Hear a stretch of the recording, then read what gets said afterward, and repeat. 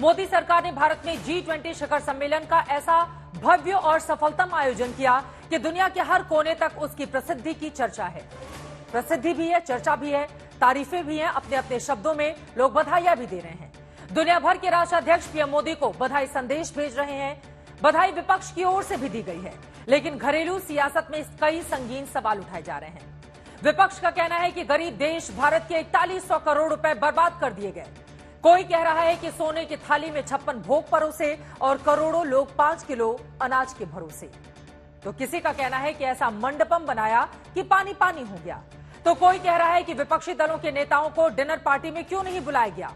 Dinner party को लेकर तो ऐसा घमासान है कि कांग्रेस पार्टी ममता बनर्जी तक को नहीं छोड़ रही।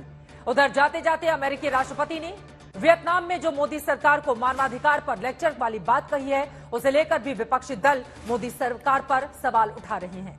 जबकि विरोधी दलों को भी पता है कि इस G20 में पीएम मोदी ने क्या इतिहास रचा है, कैसे दुनिया के नजरअंदाज किए 54 मुल्कों को मुख्य धारा की राजनीति मिलाकर खड़ा किया है, कैसे चीन के कर्ज जाल में फंस रहे गरीब देशों की मुक्ति का उपाय रचा है, कैसे आतंकवाद और विस्तारवाद के खिलाफ विश्व में सहमति बनाई है और कैसे वसुधैव कुटुंबकम के मंत्र पर चलने के लिए दुनिया को तैयार किया है। फिर भी घरेलू सियासत ऐसी है कि G20 के सम्मेलन को लेकर तमाम सवाल उठाए जा रहे हैं। फिजूल खर्ची से लेकर घोटाले तक और गरीबी को छिपाने से लेकर मानवाधिकार तक के सवाल विपक्ष की ओर से दागे जा रहे हैं। डांस ठीक से नहीं कराया गया, लोगों को बुला के इतना खर्चा करके देश का प्रॉपर्टी बर्बाद करते हैं। देश की आम जनता को क्या फायदा होगा। आपको दूर दराज रहने वाले आदमी को बताना पड़ेगा कि ये जो भारत मंडपम के अंदर भोज हुआ, उससे उसकी थाली के अंदर क्या दाल बढ़ेगी, चावल बढ़ेगा। The attempt to hide poverty rather than to deal with the poor and assist them during this difficult time, this was really disappointing. The second negative in terms of the summit itself was the complete failure to accommodate the opposition. हालांकि विपक्ष की ओर से नीतीश कुमार मुख्यमंत्री थे, भोज में मौजूद थे। तमिलनाडु के सीएम स्टालिन थे, वे भी भोज में थे। यहाँ तक कि हिमाचल प्रदेश के कांग्रेस के सीएम सुखविंदर सुक्खू भी भोज में मौजूद थे। लेकिन कांग्रेस की शिकायत है कि मल्लिकार्जुन खड़गे को भोज में क्यों नहीं बुलाया गया और ममता बनर्जी क्यों चली गयी।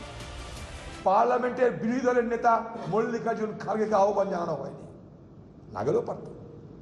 কিরকম টান, আগে ভাগে উড়ে গিয়ে দিল্লিতে অবস্থান করছে।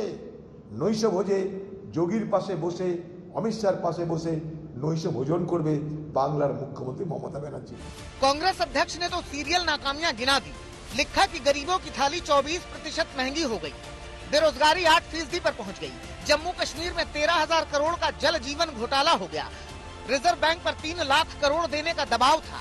अखिलेश ने लिखा कि सोने की थाली में 56 भोग और करोड़ों लोगों को बस 5 किलो अनाज। बड़े आरोप G20 के आयोजन पर हुए खर्च को लेकर भी उठाए जा रहे हैं। आंकड़ा गिनाया जा रहा है कि 2017 में जर्मनी ने 642 करोड़ रुपए खर्च किए, 2018 में अर्जेंटीना ने 931 करोड़ रुपए खर्च किए, 2019 में जापान ने 2660 करोड़ रुपए खर्च किए, 2022 में इंडोनेशिया ने 364 करोड़ रुपए खर्च किए और 2023 में भारत ने 4100 करोड़ रुपए खर्च कर डाले।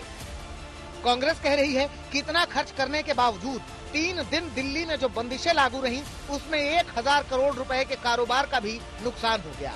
फिर भी इतनी शानदार मेहमान नवाजी का लुत्फ उठाने के बाद भारत से जाते ही अमेरिका के राष्ट्रपति को मौका मिला तो उन्होंने भारत को मानवाधिकार का सम्मान करने की नसीहत दे डाली। As I always do, I raise the importance of respecting human rights and the vital role the civil society and the free press have in building a strong and prosperous country.